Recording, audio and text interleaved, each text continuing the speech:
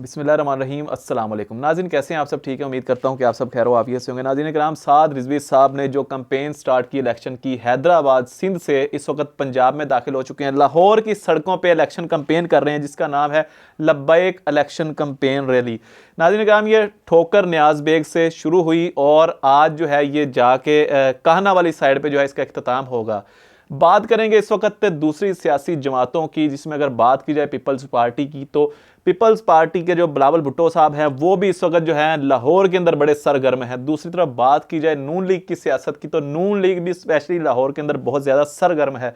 जबकि साद रिजवी साहब ने बिलावल के इलाके में जाके सिंध के मतलब नवाब शाह गए, उसके अलावा जहाँ पे भी बिलावल का असर रसूख था वहाँ जाके मतलब इलेक्शन कैंपेन इस अंदाज से कर लिए कि हर जगह से जो हमने देखा कि लब्बैक या रसूलल्लाह की सदाएं बुलंद होती बता रही थी कि सिंध से जो है वो दीन तख्त पे बहुत जल्द आने वाला है।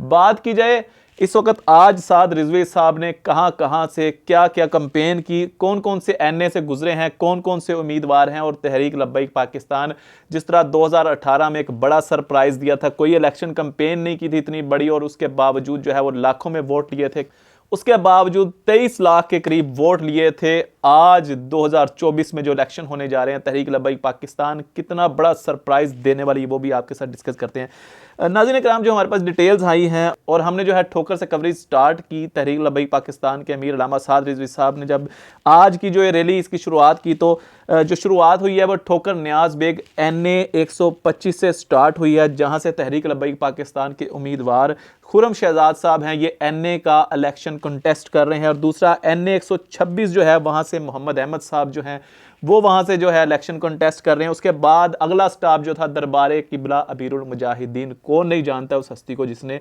नौजवानों को जगा दिया इस दौर के अंदर। रसूलुल्लाह सल्लल्लाहु अलैहि वसल्लम की इज्जत व नामूस की बात की जाए तो अल्लामा खादम रिजवी ने समझ लो कि इश्क रसूल के जो जाम है वो नौजवानों के सीनों में उतार दिए, नौजवानों के जो दिल हैं वो पकड़ के झंझोड़ दिए हैं। और लब्बैक या रसूलल्लाह का जो अजीम मिशन है वो नौजवान नस्लों को दे के इस दुनिया से चले गए हैं।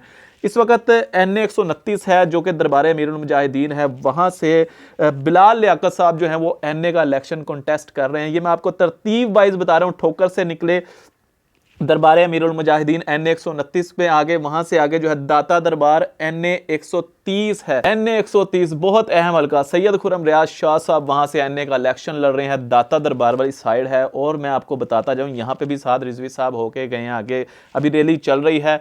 ये वो हल्का है जहाँ पे जो है वो सैयद खुरम रियाज शाह साहब के मुकाबल जो है मद्दे मुकाबल जो है वो नवाज शरीफ है। बहुत तगड़ा मुकाबला होने जा रहा है नाज़रीन कराम। इसके बाद आगे जो है मीनार पाकिस्तान NA 117 है।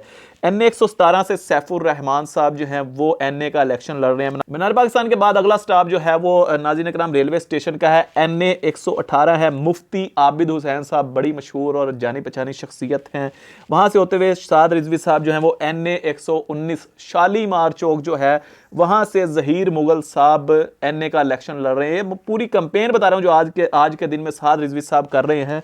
और एक ही दिन में इतने ज़्यादा NA में विजिट करने वाले मैं कहता हूँ कि पहले लीडर हैं साद रिजवी साहब, जिन्होंने एक ही दिन के अंदर पूरे के पूरे लाहौर के तमाम NA के विजिट कर दिए नाज़रीन कराम। उसके बाद कायदे इंटरचेंज की अगर बात की जाए, NA 120 है जो कि राशिद करामत साहब हैं, वहाँ से NA के कैंडिडेट हैं। उसके बाद आगे जाएँ तो मुगलपुरा चौक है, NA 121 है। मोहम्मद यूसुफ साहब जो कि वहाँ से इलेक्शन लड़ रहे हैं। और इसके बाद जो है आगे सदर गोल चक्कर आ जाता है।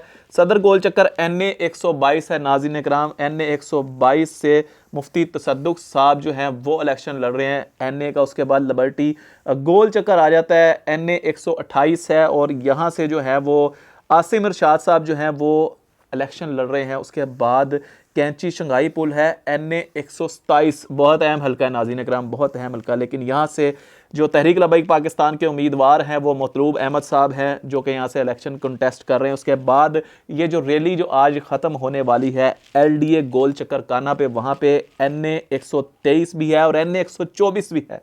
NA 123 नाज़रीन कराम वो है जहाँ से अमजद नईम सैफ़ी साहब NA का इलेक्शन कंटेस्ट कर रहे हैं। इंशाल्लाह बहुत जल्द उनका इंटरव्यू भी आने वाला है, वो भी देखिएगा।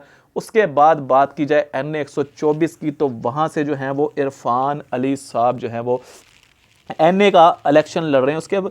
उसके अलावा ये आसिम इरशाद साहब हैं, तमाम मैंने एनए के जिक्र कर दिए। तो ये एक दिन के अंदर इतनी बड़ी इलेक्शन कैंपेन, मैं समझता हूँ कि कोई मैंने लीडर नहीं देखा आज तक जो एक दिन के अंदर पूरे के पूरे लाहौर के हर एनए में जाके इलेक्शन कैंपेन कर रहा होगा। यार उस वक्त में जब इतनी सर्दी पड़ रही है, तमाम सियासी लोग क्या, तमाम सियासी लीडर क्या, तमाम सियासी कारकुनान भी जो हैं वो इस वक्त अपने घरों में बैठे हुए हैं, कोई हीटर के आगे बैठे हुए हैं, इंजॉय कर रहे हैं सर्दी को, लेकिन घरों में बैठ के। लेकिन ये वो वाहिद लीडर है जो इस वक्त सर्दी की शिद्दत को इग्नोर करते हुए भी उस मिशन को आगे लेके चल रहा है जो दीन मुस्तफ़ा, जो बाबा जी खादम हुसैन रिजवी साहब हमें दे गए हैं, उस मिशन को आगे लेके चल रहे हैं। और कोशिश सिर्फ एक यही है कि दीन जो है वो तख्त पे आना चाहिए। जिस तरह खादम रिजवी साहब ने कहा कि मैं नामूसे रसालत का काम करके जा रहा हूँ, मैं नामूसे रसालत पे पहरा दे के जा रहा हूँ।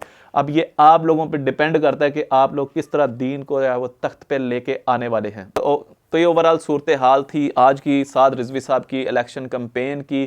ठोकर से लेके कहना तक में तमाम तर सूरत हाल बता दी है। तो आप अंदाज़ा लगा लें, इतना बड़ा रूट है और ठठरती हुई सर्दी के दौरान, ठठरती हुई रातों में साद रिजवी साहब गाड़ी की छत से निकलते हैं, लब्बैक या रसूल अल्लाह की सदाएं बुलंद करते हैं और जहाँ जहाँ से गुजर रहे हैं यार फूलों से इस्तकबाल हो रहा है। और मैं कहता हूँ कि फूल भी समझ लें कि आज लाहौर की मंडियों से गायब हो गए होंगे साद रिजवी साहब के इस्तकबाल के लिए। और आने वाले इलेक्शंस में साद रिजवी साहब स्पेशली तहरीक लब्बैक पाकिस्तान, जिसने तमाम एनएस के, तमाम पीपीज के टिकट जारी करके बता दिया है कि दीन मोहम्मदी जो है वो तख्त पे आने वाला है। और जब दीन मोहम्मदी तख्त पे आएगा तो फिर तमाम कवानीन बराबर होंगे। असल में यही सारा मेन मसला है कि क्यों नहीं तहरीक लब्बैक पाकिस्तान को पसंद किया जाता उन लिबरल्स की जानिब से, जो ये समझते हैं कि तहरीक लब्बैक पाकिस्तान अगर तख्त पे आ गई तो इन्होंने कानून जो है वो इस्लामी नाफिज करना है। जब इस्लामी कानून नाफिज होगा तो फिर ज़िना नहीं होगा, फिर शराब सरेआम बिकेगी नहीं।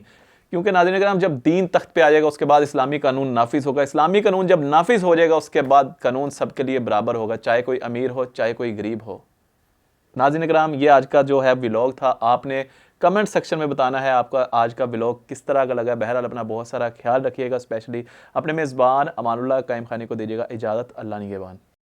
ताजदारे खत्मे नबूवत जिंदाबाद जिंदाबाद, ताजदारे खत्मे नबूवत जिंदाबाद जिंदाबाद, ताजदारे खत्मे नबूवत जिंदाबाद जिंदाबाद, ताजदारे खत्मे नबूवत जिंदाबाद जिंदाबाद। लब्बैक लब्बैक लब्बैक या रसूल अल्लाह, लब्बैक लब्बैक लब्बैक या रसूल अल्लाह। ताजदारे खत्मे नबूवत जिंदाबाद जिंदाबाद, ताजदारे खत्मे नबूवत जिंदाबाद जिंदाबाद। मुस्तफा वाले ही दी को तख्त पे ले आएंगे, मुस्तफा वाले ही दी को तख्त पे ले आएंगे।